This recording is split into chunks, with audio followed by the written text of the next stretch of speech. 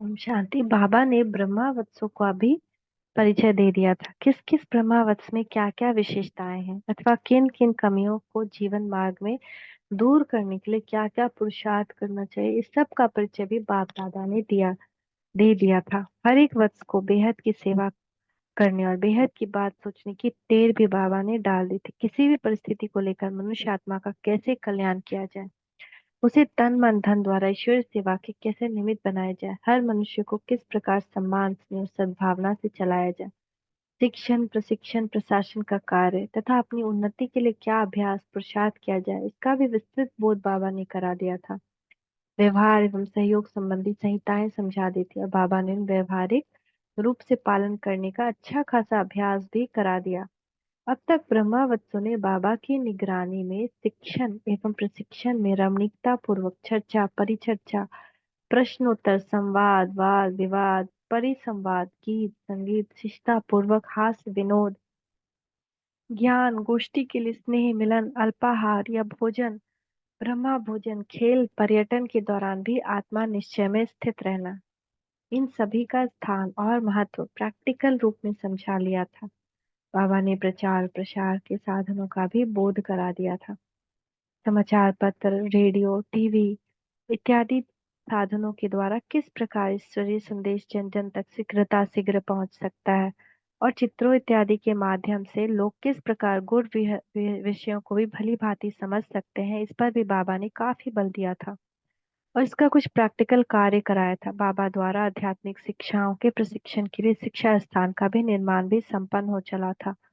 उन दिनों मधुबन में एक अभूतपूर्व वातावरण था। थोड़े ही बहन भाई मधुबन में निवास करते थे।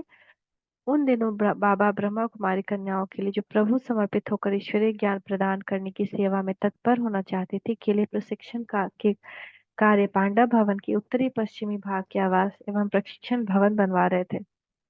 उस भवन के निर्माण कार्य काफी हद तक समाप्त हो चुका था। बाबा सेवा केंद्रों से आने वाले बच्चों को बड़े स्नेह से वहां ले जाते और दिखाते कि ये शिक्षिका प्रशिक्षण के लिए बनवाया जा रहा है। बाबा पांडव भवन में नवनिर्मित स्थानों के नाम भी ऐसे रखते कि जिससे वहां रहने वालों को जीवन निर्माण के कार्य में प्रेरणा मिलती। बाबा अपने निवास स्थान के सामने वाले स्थान का नाम दिया था हवाई महल अथवा एरोप्लेन। उसमें रहने वाले इसी चेतना में रहते थे कि वे इस कलयुगी धरा पर न होकर फरिश्तों के समान रूहानियत में उड़ान भरते रहते। प्रशिक्षण स्थल को के एक भाग को बाबा ने नाम दिया था इंद्रप्रस्थ। इसमें रहने वालों के मन में यह भावना बनी रहे कि ये पांडव है, अर्थात धर्म एवं नैतिकता का ध्वज फहराने वाले तथा आसुरियता का समग्र समाप्त करने वाले हैं। अब बाबा कार्य विभाग सौंपते जा रहे थे। अब ऐसा लगता था कि बाबा सभी वत्सों को उन उनकी योग्यता के अनुसार कार्य विभाग सौंपते जा रहे थे। नई सत्युगी सृष्टि की स्थापना के लिए मानो बाबा ने अपनी आध्यात्मिकता ज्ञान वाटिका और पवित्र बीज तैयार कर ही लिए थे। पिछले लगभग 30-32 वर्ष ज्ञान अध्ययन योगाभ्यास सेवा साधना और दिव्यता के उत्कर्ष में लगे रहने के सुमधुर फलस्वरूप ब्रह्मा कुमारी बहनों का एक संबल संगठन भी बन चुका था, जिसमें हर ब्रह्मावत्स की अपनी अपनी कलाएं निखर आई थी और इस ईश्वरीय परिवार के सम्मुख हर वत्स थोड़ा थोड़ा बहुत प्रत्यक्ष था।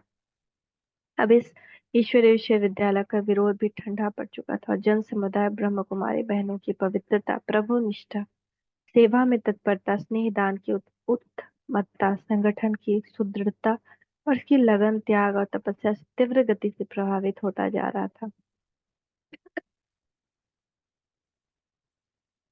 कल जानते किस निराली युक्ति से बाबा ने कार्य समेटना शुरू किया। थैंक यू बाबा, थैंक यू। ओम शांति ओम शांति।